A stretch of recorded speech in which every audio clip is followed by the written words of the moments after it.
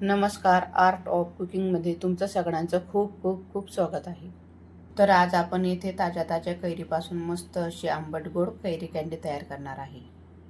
तर अशी ही आंबट गोड कैरी कँडी बघून तुमच्या नक्कीच तोंडाला पाणी सुटणार आहे. तर आता कच्च्या कैऱ्याचा सीझनसुद्धा आहे आणि स्वस्तसुद्धा आहे. तर भरपूर प्रमाणामध्ये तुम्ही ही कैरी कँडी तयार करून ठेवा, म्हणजे वर्षभर तुम्हाला हवी तेव्हा तुम्ही ही कैरी कँडी खाऊ शकता. आणि ही कैरी कँडी अजिबात खराब होत नाही, वर्षभर टिकून राहते. लहानपासून तर मोठ्यापर्यंत ही कैरी कँडी सर्वांना खायला आवडते. कमी खर्चामध्ये भरपूर प्रमाणामध्ये तुम्ही येथे ही कैरी कँडी तयार करून घेऊ शकता. तर येथे मी तुम्हाला ही कैरी कँडी तोडूनसुद्धा दाखवणार आहे की ही कैरी कँडी किती नरम बनून तयार होते. चला तर उशीर न करता आता आपण रेसिपीला सुरुवात करूया. तर येथे कैरी कँडी तयार करण्यासाठी मी साधारणतः 1.5 किलो कैरीचा वापर करणार आहे. ही कैरी स्वच्छ धुवून पुसून घेतलेली आहे. कैरीचा देठाचा भाग काढून आपल्याला कैरीची साल काढून घ्यायची आहे, कारण कैरीची सालं ही हलकीशी खायला तुरट लागतात. त्यामुळे आपल्याला कैरीची पूर्ण साल काढून घ्यायची आहे. साल काढून घेतलेल्या कैरीचे आपल्याला पातळ पातळ असे उभे काप करून घ्यायचे आहे. तर या कैरीचे काप आपल्याला जास्त पातळसुद्धा करायचे नाही आणि जास्त जाडसुद्धा करायचे नाही. ज्याप्रमाणे आपण आवळा कँडीचे काप करतो त्याच प्रकारे आपल्याला इथे हे काप तयार करून घ्यायचे आहे. ज्याप्रमाणे आवळ्यामध्ये व्हिटॅमिन सी असते त्याचप्रमाणे कैरीमध्ये सुद्धा व्हिटॅमिन सी असते.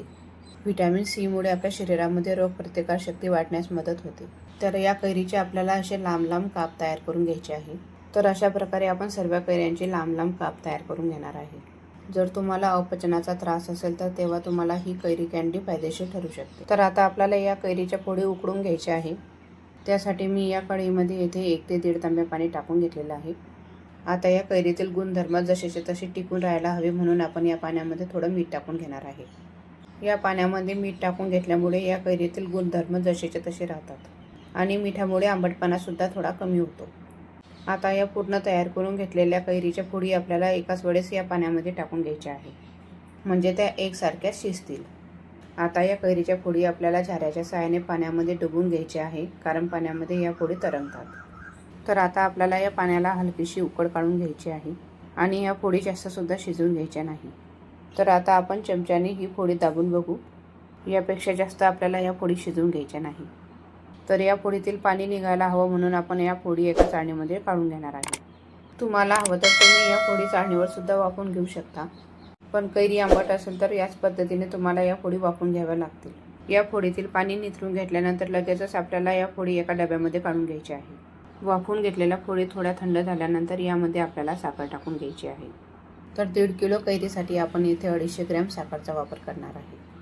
किंवा कैरी जरा जास्तच आंबट असेल तर यामध्ये साखरचं प्रमाण तुम्ही जास्त वाढवून घेतलं तरीसुद्धा चालेल. आता ही साखर या फोडीमध्ये आपण व्यवस्थित मिक्स करून घेऊ. कैरीच्या फोडी गरम असल्यामुळे यामध्ये लगेचच साखर विरघळायला लागते.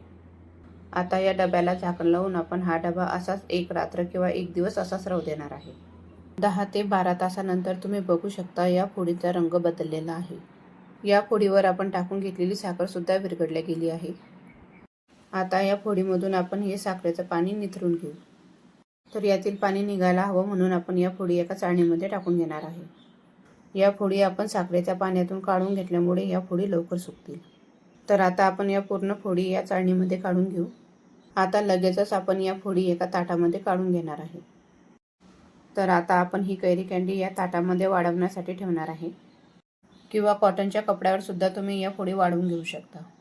फोडी मी उन्हामध्ये वाळण्यासाठी ठेवणार आहे, किंवा ज्यांच्याकडे ऊन अजिबात येत नाही अशांनी 2 ते 3 दिवस पंख्याखाली जरी ह्या फोडी सुकून घेतल्या तरीसुद्धा चालेल.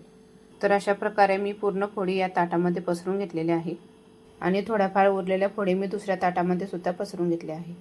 आता या फोडी मी साधारणतः 2 दिवस उन्हामध्ये सुकून घेणार आहे. तर आपल्याला या फोडी उन्हामध्ये जास्तसुद्धा वाळवून घ्यायचे नाही, नाहीतर या फोडी खायला चांगल्या लागत नाही. तर आपल्याला या फोडी उन्हामध्ये फक्त कोरड्या होतील तोपर्यंतच वाळवून घ्यायच्या आहे. तर येथे या फोडी चांगल्या वाढल्या आहे आणि या फोडी नरमसुद्धा आहे, जास्त कडक झालेल्या नाही. जर तुम्हाला आवळा कँडी खायला आवडत असेल तर तुम्हाला ही कैरी कँडीसुद्धा खायला नक्की आवडेल. तर आता आपण या फोडीमध्ये थोडी पिठी साखर आणि अगदी थोडं मीठ टाकून घेणार आहे. असं केल्यामुळे या फोडींना अजून छान चव येते. आता ही पिठी साखर आणि मीठ या फोडीमध्ये आपण व्यवस्थित मिक्स करून घेऊ. तर येथे आपली ही आवळा कँडी बनवून तयार झालेली आहे. तर ही तयार करून घेतलेली कैरी कँडी आपण वर्षभर डब्यामध्ये साठवून ठेवू शकतो. तर येथे अशी ही पांढरी शुभ्र कैरी कँडी आपली इथे बनवून तयार झालेली आहे। ही कैरी कँडी बनवायला अगदी सोपी आहे, एक वेळेस नक्की करून बघा। आजची रेसिपी तुम्हाला आवडली असेल तर माझ्या चॅनलला लाईक करा, शेअर करा आणि सबस्क्राईब करा आणि या रेसिपीचा या सीझनमध्ये तुम्ही पुरेपूर फायदा करून घ्या।